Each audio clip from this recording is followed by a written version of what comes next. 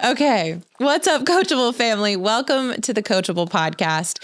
If you're new here, I am the host, Tori Gordon. If you're not, welcome back. This is going to be such a powerful episode. I'm excited to welcome Adeyemi Adeyosoye to the show. I have been following him for quite a while now and was fascinated by his work. And I'm really excited to have you on the show. To give you guys an introduction to who he is, he has over a decade exploring the realms of spirituality, quantum physics, plant medicine, and energy.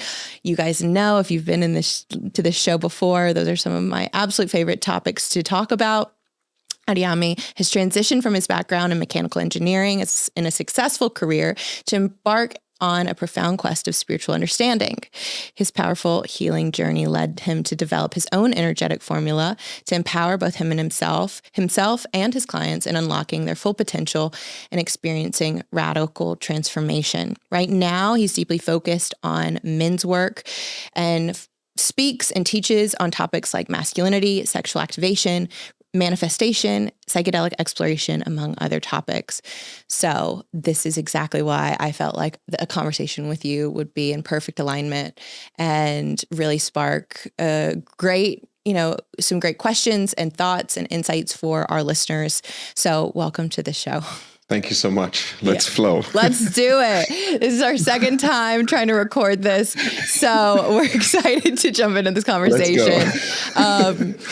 So here's where I want to start with you. Okay. I started this show and called it the Coachable podcast because for me growing up, I was a 3-sport athlete and I understand kind of the premise of how we can get to a point in the game of life, essentially, right? And if you think about halftime is this point where you reassess where you're at, right? Where you reassess and you're like, maybe I'm down 30 points in life, or I'm not where I want to be and I need to have a new game plan. Or maybe I'm up and I just want to reassess and and make sure I've got all the right people in the right places, all the support to help me get to the finish line where I want to go. I really see in my work with my clients and the people in my life, as well as in my own journey, there was a distinct pivotal point where I started what I call my spiritual awakening, where I started to wake up and become aware that one, I was the common denominator in every play or every scene in my life, every problem, every circumstance, every pattern started with me. And I started to wake up to my power as a co-creator with the divine, with my ability to harness my power and start to take control of the controllables. And start to play offense, essentially. How do I get off defense and start playing offense? What I'd love for you to share initially is kind of, what is your halftime story? When did you start your spiritual awakening? When did you realize, okay, maybe I have to take a different strategy or a new approach in the next phase of my life? I want to do things differently. Can you tell me about what led to you being on this spiritual path, you doing the work that you do? Like, what was that halftime moment for you? Beautiful. Thank you for that. For me, the offense is not action. Offense is surrender in my life. Offense is really the surrender to the flow of life coming through you. I say that because I never really had this moment where, I was not spiritual and then I started being spiritual. I was born in Africa to quite spiritual parents. And if you know anything about Africans and the African history, a lot of it is steeped in deep spirituality, right? Sometimes even the black magic kind of stuff. So I was born in that realm to a father who was also extremely spiritual in his own journey. And I started reading spiritual books probably around 10, 11 years old, right? So for me, my operating system has always been around, is there more to life? Is there more to this thing of magic? I remember my father gave me this book by U.S. Anderson, 3 Magic Words, right? And when I started reading that, it just changed something in the way I showed up in life. So I always had this thing of there is a different cause that can create certain effects in our life because I saw that growing up. Now, fast forward to my journey through mechanical engineering and studying in the States and doing different things, I did go back into the regular way of operating and going through the capitalistic nature of the world. But I had this thing in the back of my mind that, hey, if I meditate or if I approach spirituality in some way, I might be able to shift something. That's what happens when you come from a prayerful family. But if I fast forward up until the point where I was at one of my most successful points in my career, I had a job that was going to pay me about $700,000 was the possibility of earning at that particular role. And just as I joined that company, I was also going through this nexus point. So you can call that the halftime in your life, right? For me, it's the nexus point where the relationship I was in for many years started to crack. The job I was in for many years all of a sudden started to feel it wasn't really me anymore. I started to feel this alienation within the role. And I got to a point where for the first time, my mind started attacking me. Right? I literally sat there and I have this little joke I do where I call my mind Jerry. And when, like Tom and Jerry, and when Jerry's going off all over the place, there was a specific point where I remember coming home and my mind was loud. It was attacking, it was vile, it was angry. And I knew something was off in my life. I knew I was fundamentally going in a very different trajectory than that which I wanted to go on. Fear, though, was that I did not know what my path was meant to be. When I got to this nexus point, you know, the path was, if I wanted to fight, I fought through. I could have gone through it, pushed with the relationship, pushed with the job, and just gone on to chase success. But I really had to ask myself the question, am I really happy where I am? That question led me to ask myself again, okay, so if I'm not happy where I am, because I absolutely wasn't, can I surrender into whatever is going to come next? And I realized fundamentally at that point, I could not fight. All I could do was listen to the inkling of my soul that said, hey, you're not necessarily happy where you are, even though the bank balance looks good. Fast forward, that led me to a very beautiful plant medicine journey, which opened an extra chamber in my heart, where for the first time I could feel a deeper aspect of myself that wanted to come through. And I started to say it's essentially tasting the essence of my soul and the power that wanted to come through. But I could not do anything to bring that out into the world. And at that moment, I remember just going, can I surrender into this? Can I allow this journey to unfold in the way it needs to unfold without any attachment to a specific outcome, without any expectation of where I'm going to go, without any expectation of a point, no goals? And the unfoldment of that journey has just moved me in so many different ways that has connected me to my body, connected me to my spirit, and completely transformed my life, right? So for me, it's that specific point. It was a run up to that, where I had been building this background of spiritual knowledge, quantum understanding, and all the different things. But then it got to a point to say, now, can you actually let go of everything you've learned, everything you know, all your expectations on life, and can you surrender to the divine flow that wants to come through? Fast forward a few years, we're on this podcast together. I love that so much and can fully relate. And I want to touch on this, like go deeper in this aspect of surrender and trust, because it's interesting, specifically as you do a lot of men's work and you talk about masculinity, and I want to get into the dark masculine and what that means to you. But when I think about masculine energetics, the masculine is like the mind, right? It's more results driven. It's focused. It's directing your attention. It's discipline. It's committed. And some of the feminine aspects are this, it's more emotional, intuitive flow. And you're talking about surrendering to the flow of your soul or your expression or this essence that wants to move through you. What changed in energetic dynamics from masculine to feminine at that time? Or how was the feminine playing a role in kind of awakening you to this other aspect of yourself that wanted to be expressed, maybe that had not had an outlet or had a way to be expressed in your previous, life or career or relationship? Beautiful. The feminine cannot shine unless the masculine creates a safe space for its exploration, for its expression, right? I always like to look at the masculine as a container and the feminine as the force within that container. And in this inherent thing of flow, right? Flow, surrender seems feminine in its very nature, but if it's not anchored to a specific point, it becomes chaos, right? And the anchor comes from the masculine being grounded in his commitment to express fully all of himself. That commitment, that stomp, and that decisiveness to pick a particular path. For example, in my case, I want to surrender to really the way I think about it is I'm committed to my death. I'm absolutely committed to my death. Because the only way to fully express my life is to be committed to a complete death. And the only way I can fully die is to fully live. And that's the anchor point for me. Where as a man, I went through, and again, they're all different dynamics of masculine within feminine, feminine within masculine. My feminine cannot show up and flow and trust life unless I can go deep into my heart and deep into my spiritual commitment and trust the path. And the trust in the path is the inherent masculine guardrails that opens up around the path for that feminine flow to come through. So even when I speak about masculinity and masculine expression, it's inherently also saying, can you create safety for your internal feminine proclivities to come through so that you can get into a flow with life? Yeah. Right. So for me, there's it's a beautiful interplay. That's why I love the yin yang. It's a beautiful interplay. The masculine is absolutely needed to be grounded for that feminine to come through.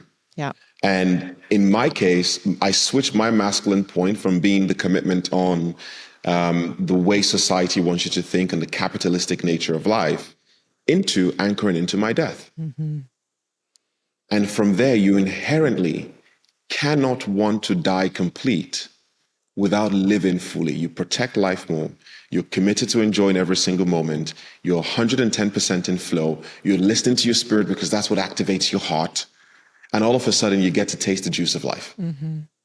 But if you try to hold on to life, then what happens is you go and you live in fear and you avoid the chaos of life. You avoid all the ups and downs because you're trying to smooth out your journey. So you never really get to taste that beautiful feminine flow that is inherent within life.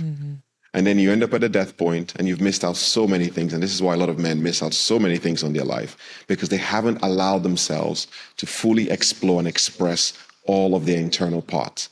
And that is essentially a feminine expression that requires a masculine commitment into life. Yeah, I love that description because you need, these are both co-creative forces. It's the light and the dark, the yin and the yang. We need these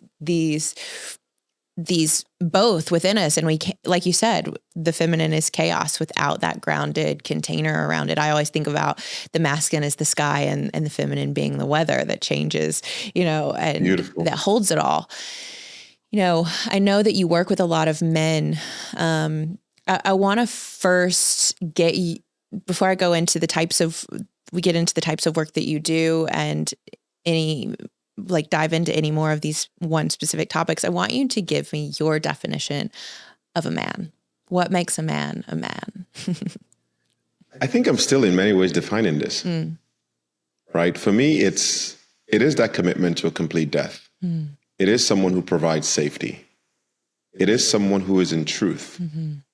And if I had to sum it up into one thing, a man is one who is living in authentic truth, regardless and notwithstanding anything else in the world. That commitment to truth, because we can go into, the protector, the provider, all of those different things. In my opinion, those are labels. The man is the one that can connect deeply into his truth in life and authentically express that no matter what. And when you can do that, that's when you can access the dark and the masculine. It's funny you mentioned I work with a lot of men. I do. I also have a history of working exclusively with women. Really? Right. In fact, one of my retreats I did, one of my most powerful retreats was an all women's retreat. Wow. Right. A lot of my followers are women. So it's an interesting thing and I love this because a lot of women are actually keying in and a lot of them come to me now to learn about men's work from me, from my content, from the things that I put out there. If I had to go back into the definition of the man, one of the most simplest ones, in my opinion, is really being able to listen, understand your truth, and authentically express that in the world. I don't care what your leanings are. I don't care the up and downs. I don't care about the labels of how you need to show up. Is it true for you? And can you live that from a fully open heart? If you can, amazing. And very few men can do that. Right. Yeah. How do you support somebody if they're listening right now, man or woman, but they feel disconnected from their truth, or I don't know what my truth is, that authentic expression, that core soul essence that you've been describing? How do we start to peel back the layers, take off the masks, and get to the core root of the truth of who we are, so that then we can live in that embodied expression of it and be the men or the women that we want to be? Because right now, I mean, looking out at the world, our systems are crumbling. There's so much happening in the world. I mean, even if you take everything that's happening with the entertainment industry and the men that have been put on pedestals that people have looked at and idolized for decades and decades, and we're seeing a lot of that fall. Like, we're seeing that money and status and prestige is not all that it's cracked up to be, that it takes a moral ethics and codes and like connection to our humanity and our soul and our spirit, something higher and bigger than we are, our hearts, that can keep us rooted and grounded when everything else we're being tempted with all of these other things, pleasures in life that are claiming to soothe us, or claiming to fill that void, or claiming to make us whole. If we only have the girl, if we only have the money, if we only had the house, then I'll feel like a successful man or woman, right? So how do you help somebody, whether they've reached certain heights of success and they're realizing they're unfulfilled or they're missing something in life, or they're maybe in college and they're coming of age and they're coming into their manhood? Like, what do you say to those people who are feeling disconnected from the truth of who they are, and where do they start connecting to that again? Love this question. The biggest thing that stops people from moving forward, as you know, is fear, right? One of the biggest fears humanity has is on isolation and being segmented from the group, right? Some people say it's actually more scary than death itself, to be isolated from the community, because we're inherently communal beings. I like to think about it this way. Spirit manifests in 4 ways. Attraction, spirit, the whole spiritual realm, manifests in 4 different energies: attraction, repulsion, cohesion, adhesion. Let's look at the top 2, attraction and repulsion. Attract is to magnetize, repel is to separate, right? You inherently cannot be who you are, who you want to be, your authentic, most truthful self, without causing separation. In fact, in the individuation of a soul, to really become an individual that stands in your masculine or feminine and you're fully, fully defined, you inherently need to separate from the whole. So that core fear that people sometimes fear more than death is the access point. Is the access point into individuation. And is that point of you have to repel. Now, I'll go to the thing you mentioned of what do you say to someone who's disconnected from that purpose? You're never fully disconnected from their purpose. You might be disconnected on the grand scale, but in the infinitesimal moment by moment expression of life, you still have access to what is inherently you or not you. And what's preventing you from going for what's you is the fear of repulsion. If you're a person who's made $100 million and you're super stacked into the business, you're a private equity person, you have investors, you have business, you have all of these things around you. How do you go on your sexual journey and redefine your sexual identity without creating repulsion with the world? You have to. So for me, I go the other way. Rather than saying, hey, how do I attract the people that I need to me? How do I attract my purpose to me? What do I need to repel to really stand in my purpose?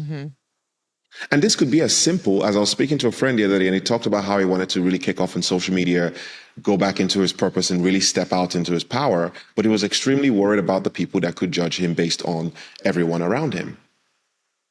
And inherently, the advice that I gave him was, hey, the first thing you have to do is you have to repel those people first.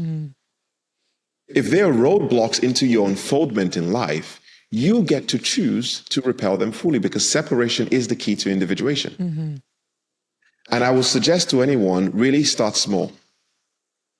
When you're in truth, when you're going into authenticity, it sounds nice. It sounds super sexy and beautiful. It's freaking painful. Yeah, it is. Being authentic is freaking painful. It means stepping out of your family. It means stepping out of things that you've committed to for the last 20 years, but they no longer work. It means initiating chaos in your life. So for anyone who wants to go on the journey of authenticity and truth in the true way, I have so much love for them because it's freaking painful.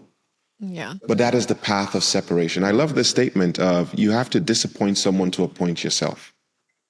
Otherwise, you end up appointing people on your life and disappointing yourself. So in many ways, we can start with, who do I need to disappoint? That could be your father. That could be someone who's super close to you. Who do you need to disappoint? What do you need to separate from? And then can you listen to the moment by moment nudges where your body feels like this is for you and that's not for you? And it's in those moments that you start to train your mechanism to start living in truth. Yeah.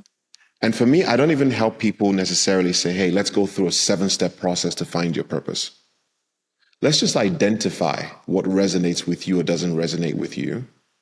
And can you inherently magnetize what's for you by repelling what's not for you? If you take a magnet, if you have different kinds of metals that are polarized, and you take a magnet and you run it through a corridor of these metals, some of them will repel, some of them will come together. That is the inherent nature of how a person wants to move through life. Polarize yourself in your truth, and now start to go through the refinement process that is the pain of separation. Because you're going to leave the business, you're going to leave the people, you're going to leave the relationship. And you're probably going to go through that dark night of the soul that we're all super familiar with, where you're really isolated. And it's in that moment that your body is being calibrated to be able to receive the frequency of your purpose. Yeah. And calibration hurts. But it's the path. It is. It reminds I me. love that question. Yeah, it reminds me of the quote. It's like, if the thing, the substance of things hoped for, that thing that is calling you and like whispering in your ear, there's more. There's, if you're surrounded by people, but you still feel alone in a room, you have all the money, but you still feel unfulfilled, whatever that like is for you. And there's that thing within you that is like, there's more connection, there's more fulfillment, there's more intimacy, there's more love, there's more. It's like what's missing for me. And when I was going through that season of my life, it was like the thing that was missing was me, like the authentic me, the real version of me from all of the equations. And so, but it reminds me of the quote, like, if that's the treasure that we're after, is really a quest to meet ourselves, to know ourselves and to be ourselves, which I believe is really our purpose, like our soul incarnated as who we are so we could be who we are, not to be other than. If I was supposed to be like you, I would have been you, but I'm meant to be me and my expression. But it's the quote that it's like, the treasure you seek is in the cave you fear to enter, right? We've got to go through the essential metaphorical death to be, renewed or in reunion or rebirthed into this new life. And as long as we are clinging to what is or what has been, and we don't surrender and we don't trust and let go and release, the longer we're going to be white knuckling life, and the more exhausted and depleted and unaligned and disconnected we'll get, because we can't have both. We have to step into the unknown. We can't have our cake and eat it too.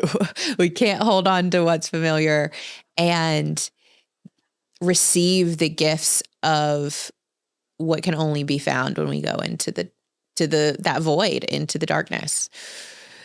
In many ways, I think it's important that for anyone listening here, the journey gets very beautiful. I really want to remind people of that. Yeah. The journey gets very, very beautiful. Yeah. There's an intelligence and a sweet taste of being where you get to a point, there's so much bliss in your heart when you've gone on this journey that you just find yourself wanting nothing. And I've been in that position where I don't want the woman. I don't want the house. I'm not looking for the money. all I'm really holding on to is a very deep feeling of bliss that I just want to give out into the world. And when you get into that, I love this word totality. When you get into that space, you get into totality. And you have this deep expression that's just, it's like one giant orgasm with life. So for that person who's at the party, and I've been there, where you're looking around with people and you just don't fit in anymore. You've built the company, you just don't fit in anymore. You're in the relationship, and for some reason you can feel your soul being squashed in this relationship, and you know there's something more. I know the journey is going to be one of purification, and it can be very difficult to go on.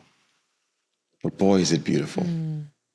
I love that you said Boy, that. is it beautiful to really be in your authentic zone of connection with people and having your heart singing. So for anyone who's there and who's having that inclination, and I've seen many, hundreds of people, if not thousands of people now who've gone on this journey, there's something to it.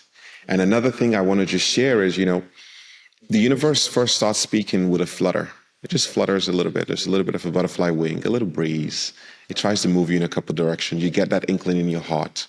Ideally, if I'm you, follow it early. Because if you don't follow it early, what starts to happen is your soul almost starts working against you, and it feels like chaos gets forced into your life. Yeah, it's like the cosmic brick to the head where it's like, wake up, you need to see this. And that's, I feel like we're experiencing that collectively on some level, like Mother Nature. We are nature. We are an expression of nature, and nature can be violent when it needs to be. And that's how it's, what we're seeing play out. And that's on a micro level and a macro level. And the dark feminine, she's the destroyer. She will burn it all down. I mean, I've experienced it. I want to talk though about this dark masculine piece. Can you define what the dark masculine is? Is it the same thing as the wounded masculine? Can you decipher, what is the distinction, and how do we work with the dark masculine? What's the potential? What's the potency? What's the power that's available when we tap into it? I do think everyone should be scared of the dark feminine when she's activated, by the way. Yes. Kali Ma will burn it down. It's wow, one of the scariest things for a man to face.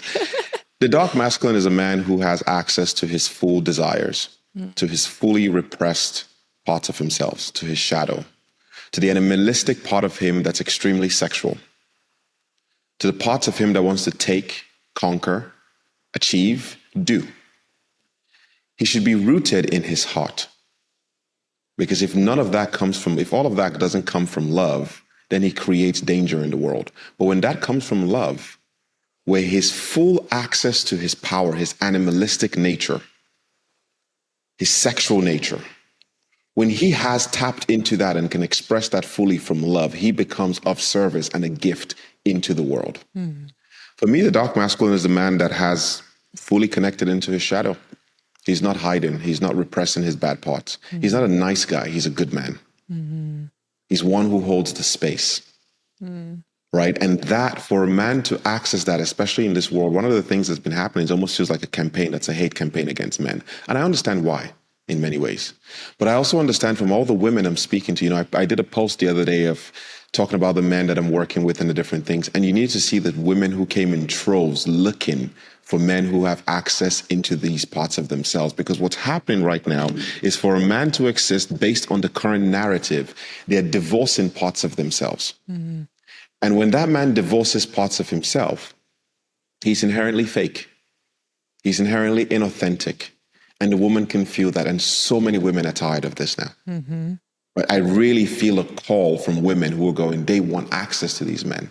So the dark masculine, for me, full access into sexual power, full access into desire, full access into his shadow, has done the deep work and transmuted that into a place where he can offer himself out of love in the world without overextending, without underextending, but simply really here to penetrate the world from his heart and also to penetrate his woman from his heart, right? So for any man looking for this and really being on this plane, one of the core aspects of this is sexual work.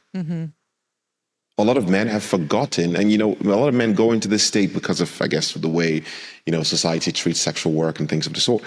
They have gone into the performative aspect of sexual engagement, We want to go into the place where they're in a discovery of their own sexual flow, because by rooting in that, they inherently create more safety for the woman, more safety for the world, and more understanding of their being. So my whole thing here is really, let's not divorce any part of ourselves. We're not nice guys. We're good men. Yeah. I first of all, I'm one of those women. I'm like, call the men forward. Yes, please. Like, I want a fully embodied masculine man that can is connected to all of his parts. Like, absolutely. That is the biggest turn on you could possibly offer a woman.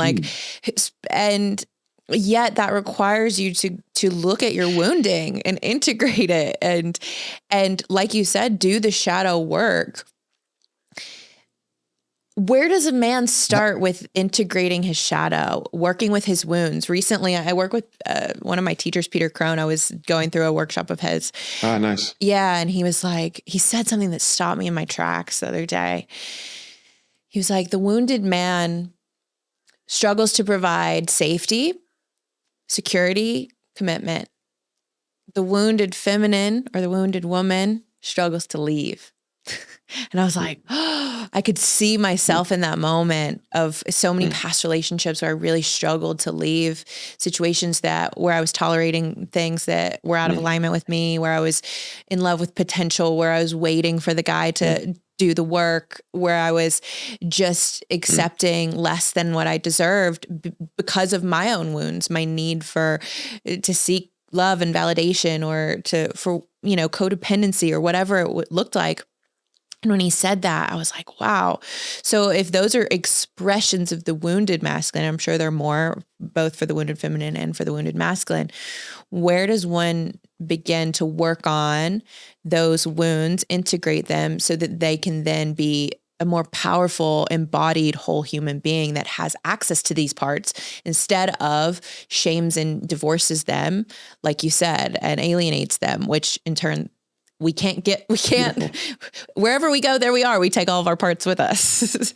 Right. Beautiful. So I like that. I like what Peter Crone said there, right? He struggles to provide safety. A man cannot really step into his dark masculine without stepping into his feminine in some way, shape, or form. And there are aspects of this that I wouldn't get into necessarily because they can be quite challenging on how a man can step into his feminine.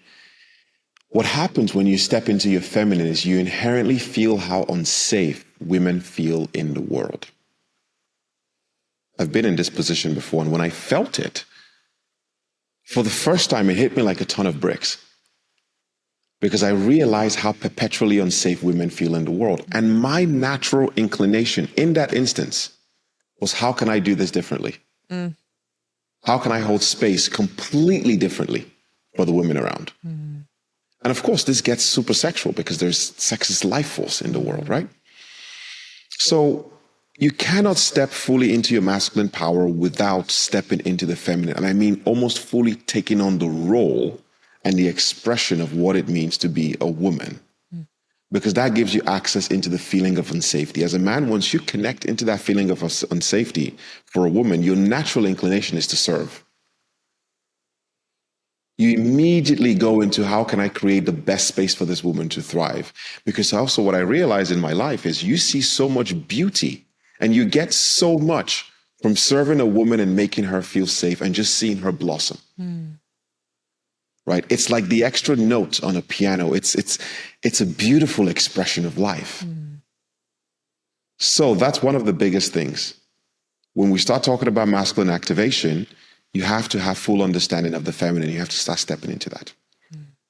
When it comes to a man going through his shadow work and going through the different aspects of himself, in this day and age, it's extremely difficult. So get help. Get a brotherhood. One of the biggest things, and this is why I'm almost committed my whole life now to brotherhood, is one of the biggest things that men lack in their life are solid mirrors that can call them out on their BS. Men need to be challenged. Men need men. There's a beautiful work by John Bradshaw called Homecoming, right? Where he goes into the depths of shadow work and the wounded child and how a person can go through healing. And one of the things he laid out is, women can heal with men, women can heal with women. Men almost always can only heal with men.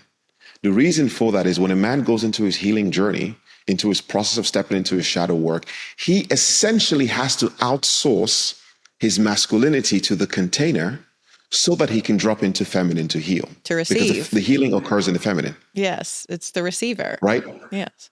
So the brotherhood is extremely important there, because you need a group of men who you can look in the eyes and go, these are all men who are calibrated at my frequency or higher, and I can trust them to protect my masculine and allow me go into the vulnerability of feminine healing. This is why the access to the feminine is fundamentally important, and it comes directly in this process for a man, and go through brotherhood. Most men just have a group of people who, they go out and they go on capitalistic hunts together. They go make money. They go chase wood. They go do all of these different things together.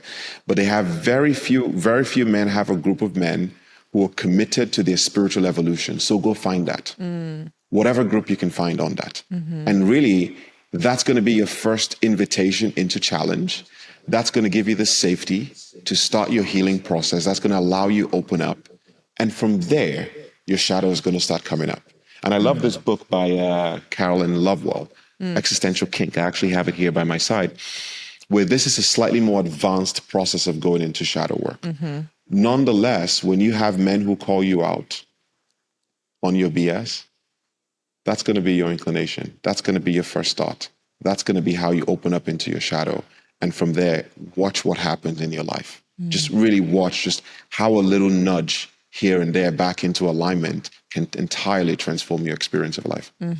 I love that. I love that take. I mean, there are so many coaches, so many programs out there, so many people that, it's a whole industry where we're, there's a lot to sift through of like, where do I make an investment? Who do I work with? What are the characteristics or things that you would recommend someone look out for when they're considering working with a mentor or a brotherhood or a men's group? Like, what are the qualifying things that say like, this is a container of real safety? Like, what are the things you look for when you're investing in a space like that for yourself?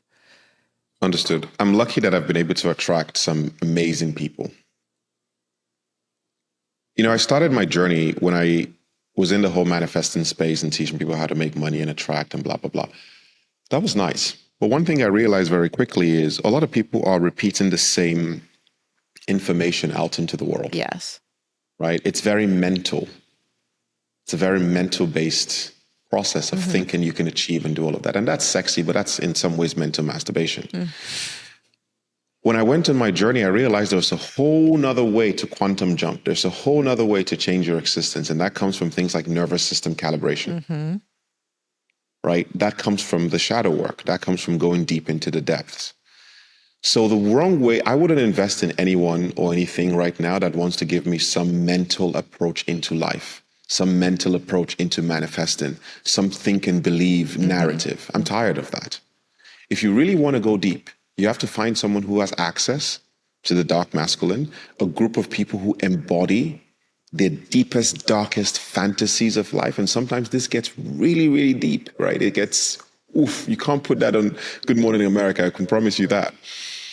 But I look for people who have that access. Why? Because that's inherently truth. When someone is done the mental and they're projecting a specific formula for life, for example, oftentimes those people are divorced from their deepest, darkest elements of themselves. So find someone who has access to that and who has control of that deep, dark aspects of themselves. Find someone who's done it, had a lot of success, but is now coming into life from a place of love. And you can really see this in the eyes of a man. It's super clear for me these days.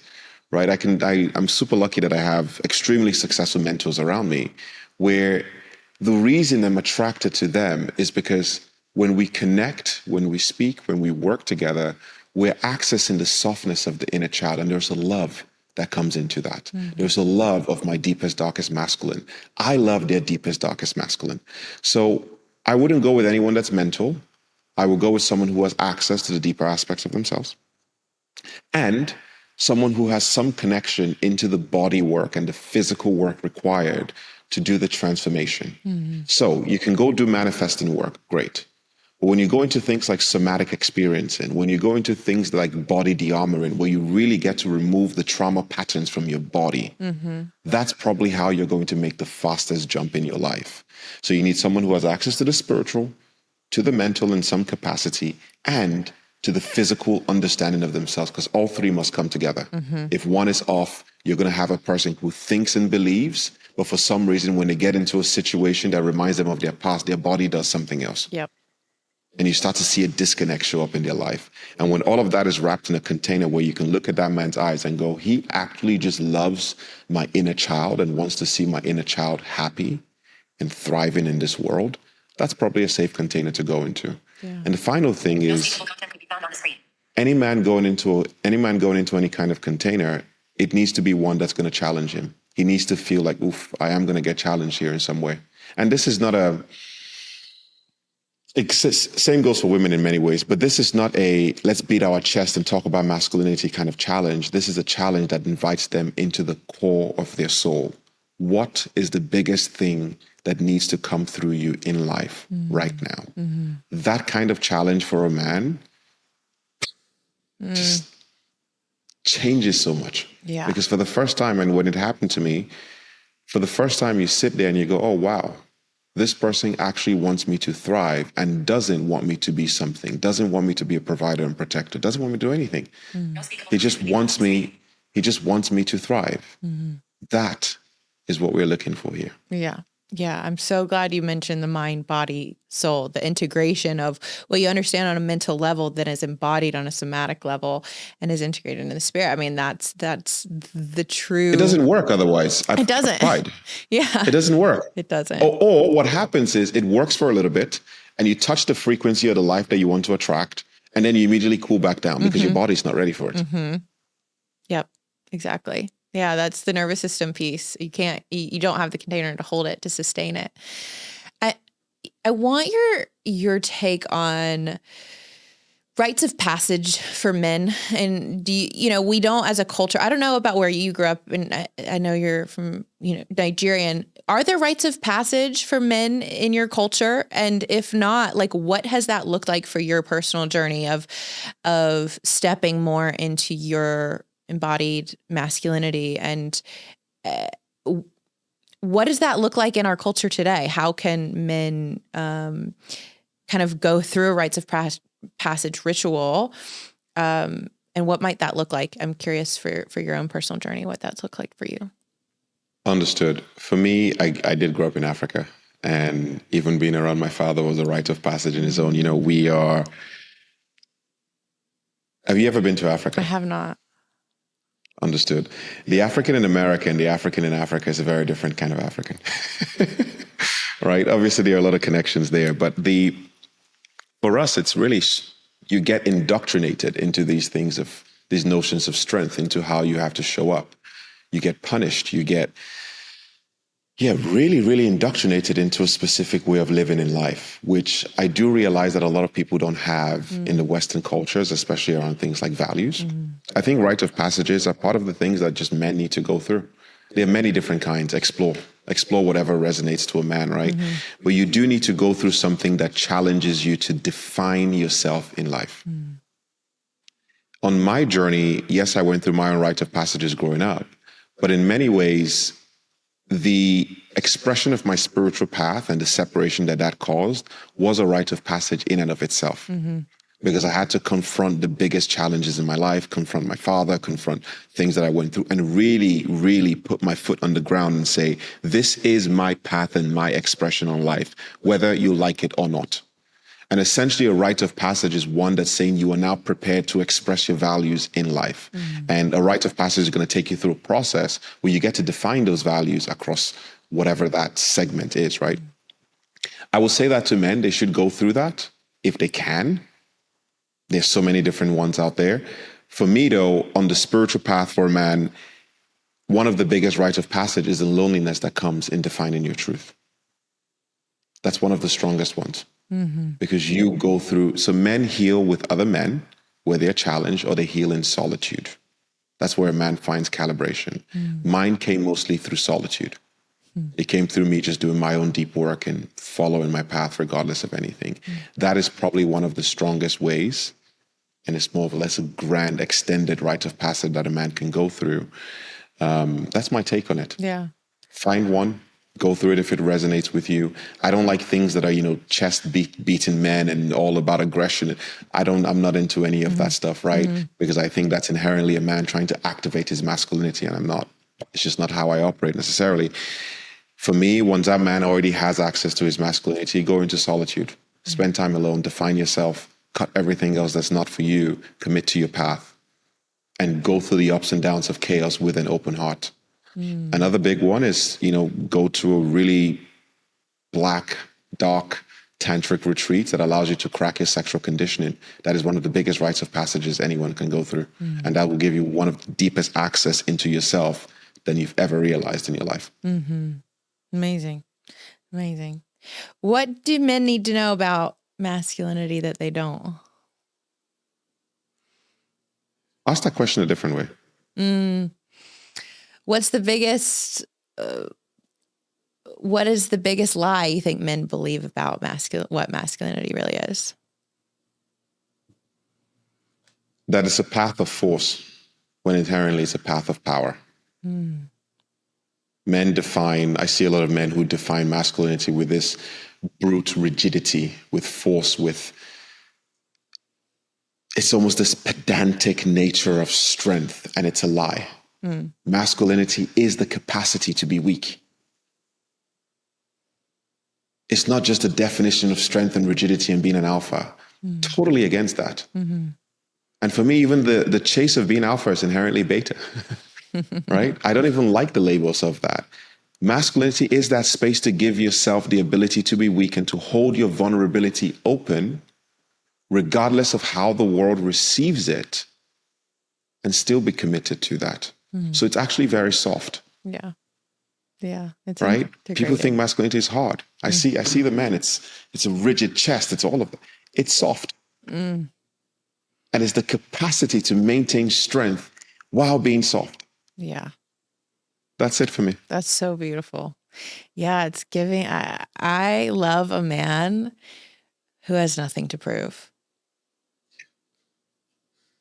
That's a sexy man to me. You know what I mean? He's so grounded and rooted in who he is that he doesn't need to prove it to anybody. He just lives it. He's in the expressed, powerful expression of that. And that's like, you don't need to talk about what you have when you're being it. You don't need to like flaunt what you have when you're it. And there's a distinct difference. I love in power and force. Thank you for sharing that. I know you've got some programs and work that you do specifically with men and also with women. Tell me about what you're working on right now. And for those who are listening and they're really loving what you're sharing and they want to learn more about how they can possibly work with you or learn more about what you're up to, tell me about what you're working on. So a couple of things. One of the things I'm really doing long-term is something called Other Side. And this is a community of really accomplished men who are coming together to go on the journey to find the other side of success. For a lot of these men, they've made a lot of money, 10, 20, 30, $100 million. And they really realize for the first time that the thing that they thought the money would give them, the money hasn't given it to them. And now they've opened up the question, what is really there for me in life?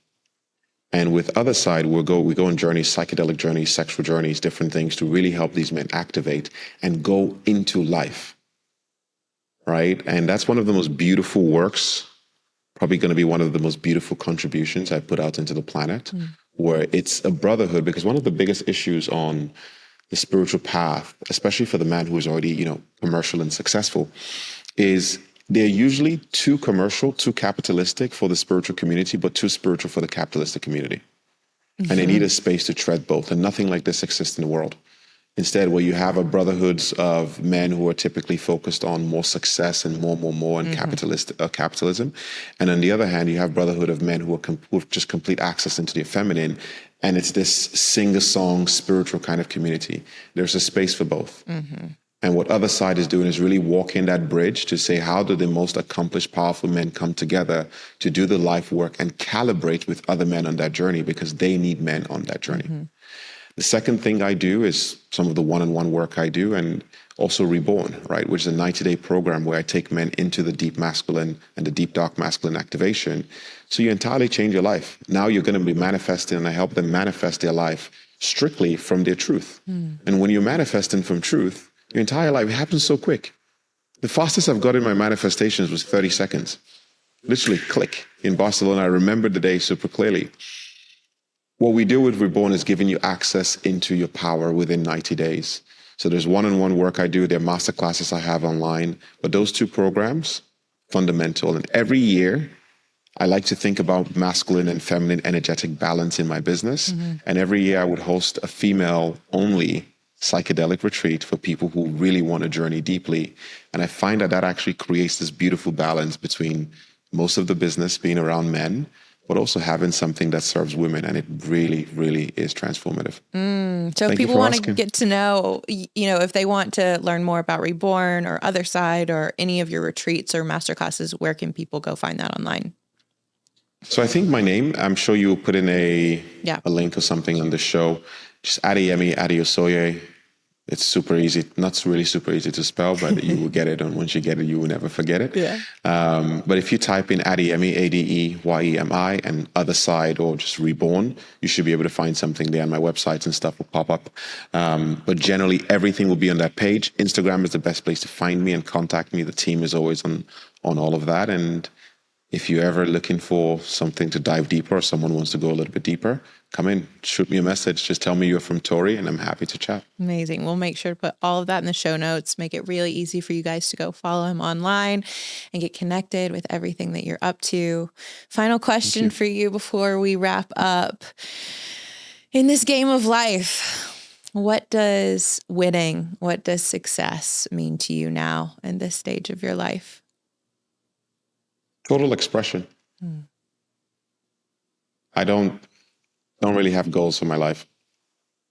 I started dropping the concept of goals, right? And instead, I want to just look and be on my bed, literally end of day, and go, did I fully express everything that wanted to come out through me with love? And did I do it from my truth? That's total expression. If I can give that and give 100% in that way, for me, I've won the day, because there is no goal. And I really don't have some grand goal or grand place I'm going. I'm just surrendering to life. Have you read Michael Singer's The Surrender Experiment? I have not. No, I've read some of his other work. Huge recommendation. I'll say this quickly. He went on to become the CEO of WebMD and had a $3 billion company simply by surrendering to life and not having goals. And the way he did that was that anything life brought into him, he just gave it full, total expression, full, total commitment, full, total flow, right? That's one of my core anchor points in life, where I try not to define my life anymore by where I'm going. Instead, it's by the quality of my being in each moment. And I'm super committed. I'm super driven in how I show up. Marathons. I'm really, really into what I do. But wherever it goes, I don't care so much about that. It's just that I did it and it felt good for me and it was true. And that's it. Yeah. Super clean. That's beautiful. I love and deeply resonate with that. And yeah, it reminds me lastly of just, it's like, who knows none of us fully know what's going to happen at the end of this. The one guarantee is that at some point we're all going to die. But the question that I ask more is less about what happens after we die and more about, did we live? Did we live now? And that's a beautiful way to sum that up. So thank you. Thank you for your medicine. Thank you for your work. Thank you for your wisdom. Thank you. Thank you for being an example for other men and women of what it looks like to do the deep work, to embody your values fully, to be expressed in your power and your creativity and your expression in all of those forms, and to not, to integrate and to love all of these aspects of you that make you unique, that make you different, that make you who you are. And it shows us that that's not only possible for others, but it's possible for ourselves. So thank you for being that example. Tori, thank you so much. Absolutely. You're welcome back anytime, my friend. Good to have you on the show, you guys. If you got a lot out of this episode, I invite you to tag us, post it on social media, leave a rating and review, maybe even share it with a friend. That is one way you can say thank you and make sure this show and this kind of content gets out to more listeners. I appreciate you for tuning in, and we will see you next week on the Coachable podcast. See you later.